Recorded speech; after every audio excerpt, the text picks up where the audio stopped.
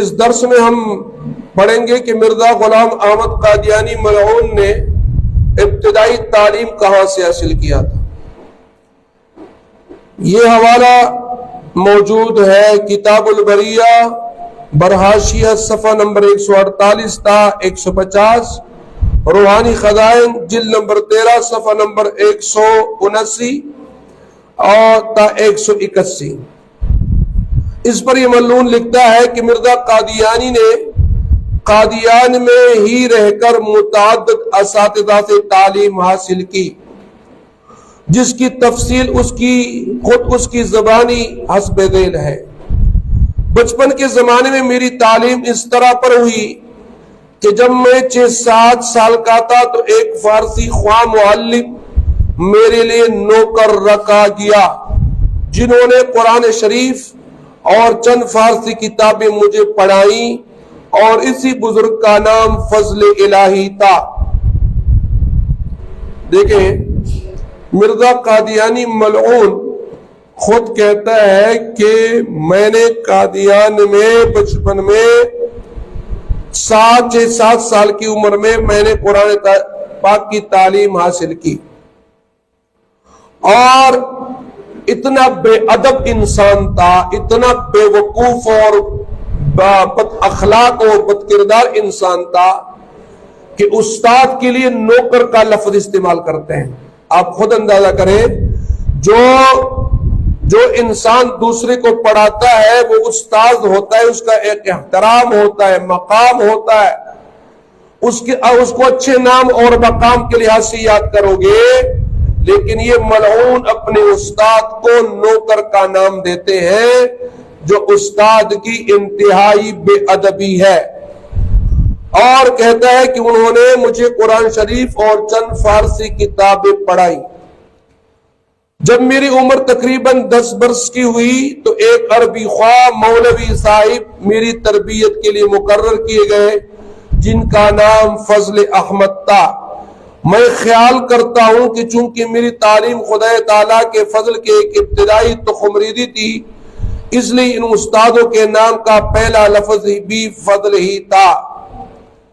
آپ اندازہ کریں کہ وہ کہتا ہے کہ میرے دونوں استادوں کے نام کے ابتدائی لفظ فضل ہے، فضل، اور اس سے پتہ چلا کہ یہ فضل جو پہلا نام آتا ہے، معلوم ہوتا ہے کہ اللہ تعالیٰ نے مجھ پر فضل کی ہے۔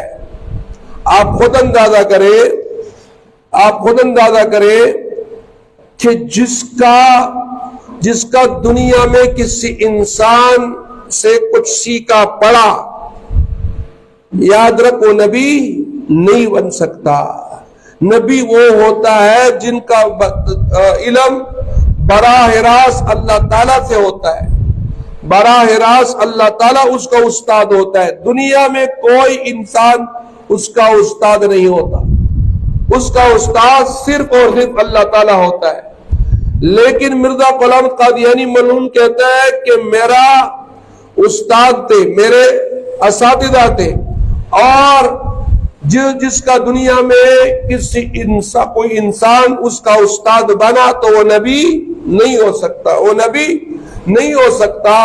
لہذا مرزا قادیانی کا یہ دعویٰ کہ میں نعوذ باللہ نبی ہوں، تو یہ دعویٰ ان کا انتہائی غلط اور کفری دعویٰ ہے، اور خود اپنی دعوی کی تردید کر رہا ہے، خود اپنی دعوی کی تردید کر رہا ہے کہ کہا کہ میں نے استادوں سے فضل الہی اور فضل احمد سے سبق پڑھا۔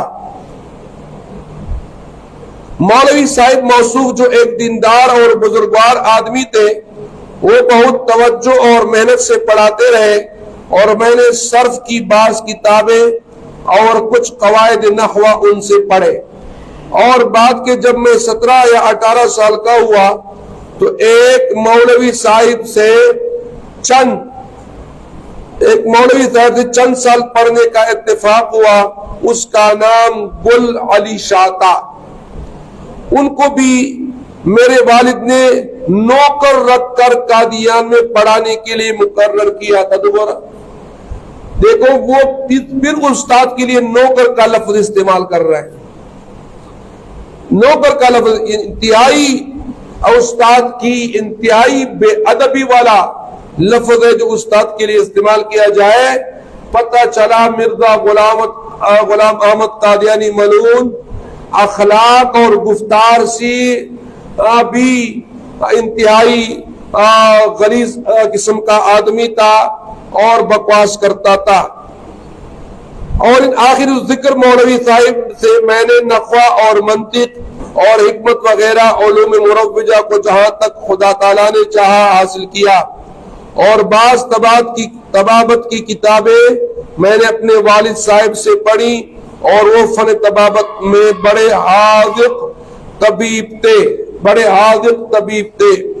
جبکہ مرزا غلام احمد قادیانی خود لکھتا ہے دی باچا براہین احمدیہ صفحہ نمبر 7، روحانی خزان جلد نمبر 1 صفحہ نمبر 16. ان پر یہ ملعون لکھتا ہے کہ جبکہ مرزا غلام احمد قادیانی خود لکھتا ہے کہ تمام نفوس قدسیہ انبیاء کو بغیر کسی استاد اور اطالی کے آپ ہی تعلیم اور تادیب فرما کر اپنے فیوز قدیمہ کا نشان ظاہر فرمایا. اس حوالے میں وہ خود لکھتا ہے کہ نبی وہ ہوتا ہے جس کا استاد کون ہوتا ہے؟ اللہ تعالیٰ. اور جس کا استاد انسانوں میں سے بنا وہ نبی نہیں ہو سکتا. وہ نبی تیز ہوئے، وہ نبی نہیں ہو سکتا. جس کا استاد انسانوں میں سے بنا وہ نبی. اور اس حوالے کے اندر یہ خود کہہ رہا ہے کہ جتنے بھی انبیاء دنیا میں آئے بغیر کسی استاد کے، یعنی بغیر انسانوں میں سے کوئی اس کا استاد نہیں تھا. اس کا استاد کون تھا؟ اللہ تعالیٰ تھا. اور اوپر خود اقرار کیا کہ میں نے فلانے استاد سے پڑھا. لہذا مرزا قادیانی اپنی ہی دعوے کے ساتھ، اپنی حوالے کے ساتھ جھوٹا ثابت ہوا. سمجھے بات؟ جھوٹا ثابت ہوا. جھوٹا تو پہلے سے تھا لیکن اپنے حوالہ جات سے بھی جھوٹا ثابت ہوا. لہذا مرزا غلام احمد قادیانی نبی نہیں تھا بلکہ کافر تھا، زندیق تھا. اس کے ماننے والے بھی کافر اور زندیق ہے.